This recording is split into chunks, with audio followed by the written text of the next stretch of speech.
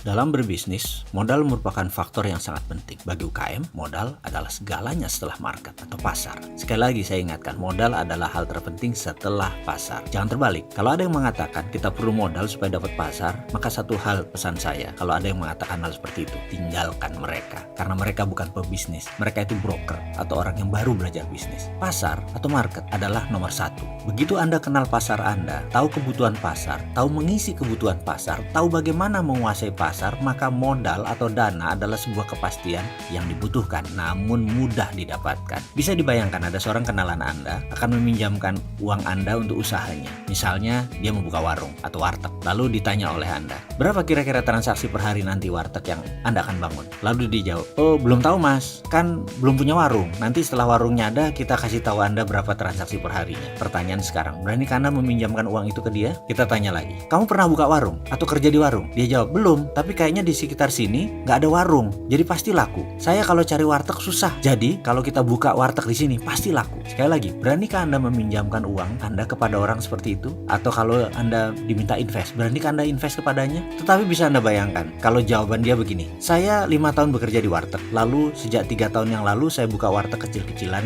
dengan paman saya di daerah Pamulang. Sudah jalan bagus, lalu saya sekarang ingin buka sendiri. Kebetulan ada lokasi bagus di sekitar Blok M. Karena di sana nggak ada warteg, ada tempat murah lagi kebetulan, dekat terminal lagi. Jadi saya mau ambil. Kebetulan juga supir angkot langganan kami yang di Pamulang itu kan bolak-balik Blok M Pamulang. Dia cari warteg di Blok M susah. Jadi karena itu saya mau buka di sana. Kebetulan saya punya modal separuh lagi saya perlu modal. Dengan penuturan seperti itu, akankah Anda invest kepada investasinya? Jawabannya pasti iya. Bahkan secara psikologi kejiwaan Anda siap rugi bergabung bisnis dengan dia. Kenapa? Karena dia sudah mengerjakan homeworknya, sehingga kepercayaan Anda atau trust Anda naik. Jadi walaupun rugi, Anda siap bersama dia. Baik, kita lanjutkan. Saya ingin memberi pelajaran tentang arti psikologi dalam berbisnis dalam video kali ini. Dalam aplikasi psikologi yang diterapkan dalam bisnis, banyak faktor yang akan kita bahas. Ada perilaku pasar, ada sifat pembeli, ada perilaku individual dalam organisasi, ada budaya perusahaan, ada social value atau nilai sosial, dan banyak ragam lain. Kita beri ilustrasi sederhana. Kita bayangkan dalam benak kita sekarang, Anda berada di daerah muslim. Sebuah toko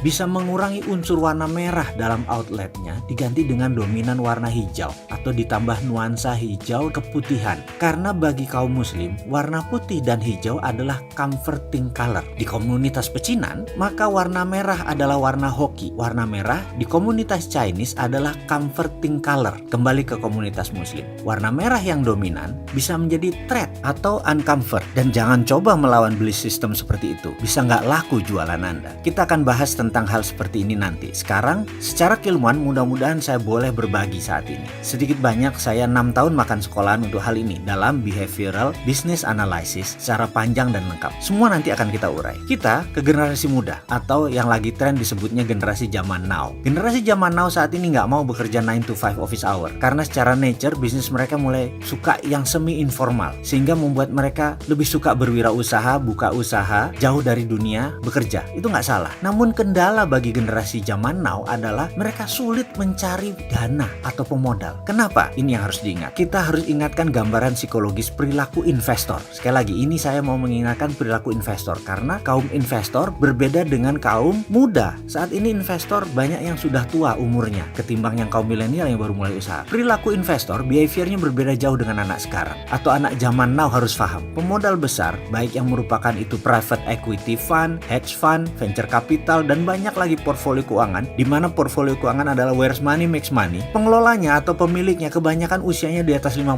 tahunan. Bahkan kalau diambil rata-rata angkatan Bill Gates di atas 60 tahunan. Mereka lahir di atas tahun 55-an sampai 70-an. Itu adalah kaum investor kebanyakan usianya di sana. Di mana pada saat internet booming itu adalah masa periode angkatannya Bill Gates. Angkatan sekarang adalah angkatan pemanfaat isinya internet karena itu banyak digital. Berbisnis berbasis digital ini kebanyakan anak-anak muda. Sementara yang menguasai keuangan usianya di atas 55 tahun. Para investor semua di atas 55 tahun. Sementara sekali lagi, ciri mereka bukan gadget minded. Sementara anak muda sekarang gadget minded. Sekali lagi, ini harus diperhatikan perbedaannya. Mereka masih merupakan manusia yang membutuhkan presentasi fisik, kehadiran fisik. Mereka masih memerlukan berhadapan dengan Anda. Mereka masih melihat bagaimana Anda di meja makan. Bagaimana cara Anda berbicara dengan santai. Apa topik pembicaraan Anda. Dari sana dia bisa melihat isi isi kepala Anda. Mereka masih memerlukan melihat langsung vibrasi Anda, getaran Anda. Mereka ingin melihat body language Anda. Mereka masih ingin bertatap langsung ekspresi wajah Anda. Mereka tidak pedulikan dengan presentasi yang mengkilat, yang keren. Mereka masih ingin melihat sepatu apa yang Anda pakai, jas apa yang Anda pakai, kepercayaan diri seperti apa yang Anda ingin munculkan. Itu masih penting